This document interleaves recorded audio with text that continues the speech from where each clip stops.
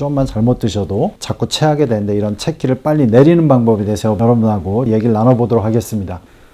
네, 안녕하세요. 우리 연세신통TV 식구 여러분, 오늘 또 새로운 주제를 가지고 여러분과 얘기를 하려고 합니다. 오늘 얘기하려는 거는 종종 이제 식사를 하거나 그럴 때 체할 수 있고 또 위장 기능이 좀 떨어지신 분이 있어요. 좀만 잘못 드셔도 자꾸 체하게 되는데 이런 체기를 빨리 내리는 방법에 대해서 여러분하고 좀 상의를 하고 얘기를 나눠보도록 하겠습니다. 제가 이제 어떤 내장을 얘기할 때 언제나 이제 신경에 대한 부분을 많이 얘기하죠. 그래서 위로 가는 신경은 우리 척추에서 한 6, 7번 정도에서 나옵니다. 이렇게 보시면 우리가 이제 여기서부터 흉추의 6, 7번. 이게 견갑골과 견갑골 아래쪽이 이어지는 선이기도 하고 여자분들은 이렇게 브래지어근이 대충 지나가는 부위이기도 해요. 이 부위가 되게 중요합니다. 그래서 이제 여자분들은 이 부위가 좀 굳어져 있다든가 그러면 위장 기능이 떨어지는 경우가 많아요. 그래서 제가 이제 그런 분들이 올 때 이 등 쪽을 주로 많이 치료하는데 여러분들이 이 부분을 잘 관리하셔야 됩니다. 근데 이 부분이 이제 위장 기능을 좋게 하기 위해서 이제 중요한 부분이기 때문에 우리가 체기가 있으면 먼저 척추의 이 부위, 견갑골과 견갑골 이어지는 이 부위, 여자분들은 브래지어근이 지나가는 부위를 척추 양옆을 풀어주면 되게 중요합니다. 왜 양옆을 풀어줘야 되냐면 굳어지면서 이 척추와 척추를 잡아주는 근육이 긴장되고 이 근육이 긴장되면 그하고 연관된 안쪽 신경, 척추의 신경이 긴장되죠.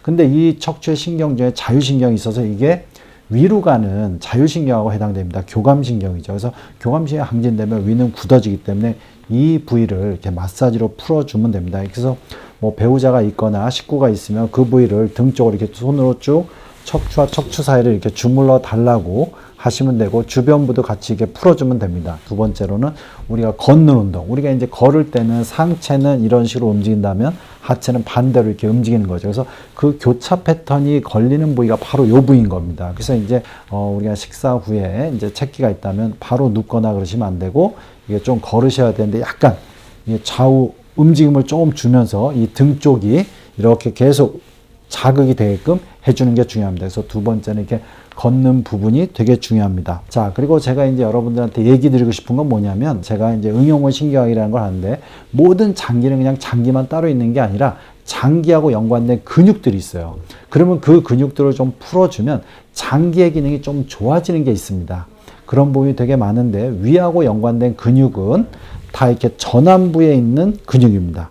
요 전완부, 그러니까 팔꿈치 아래쪽에 있는 근육들이 위하고 연관이 되게 많습니다. 그래서 첫 번째 손하고 두 번째 사이 요 부위도 우리가 이제 많이 자극을 하죠. 이게 무지, 엄지손가락 이렇게 내전시키는 근육인데 요 근육이 위랑 연관이 되게 많아요. 그래서 위가 뭉쳐 있으면 이 근육을 만지면 되게 많이 굳어져 있습니다. 그래서 이렇게 풀어 주셔야 되고요.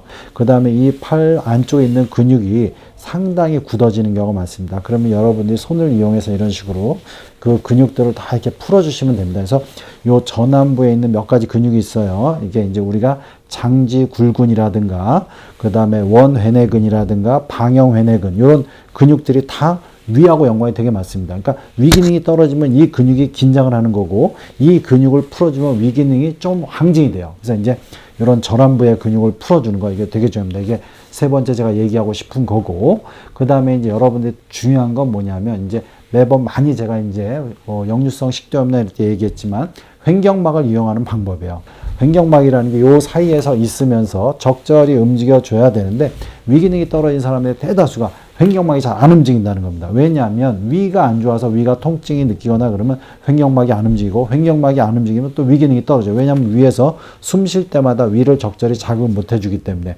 그러면 여러분들은 오히려 위기능이 떨어지면 숨을 들이쉬면서 배가 볼록 나오게끔 이런 식으로 지속적으로 횡격막을 운동해 주시는 겁니다. 그러면 그게 그 자체가 위를 자극하고 위에 어떤 근육을 좀 풀어주게 됩니다.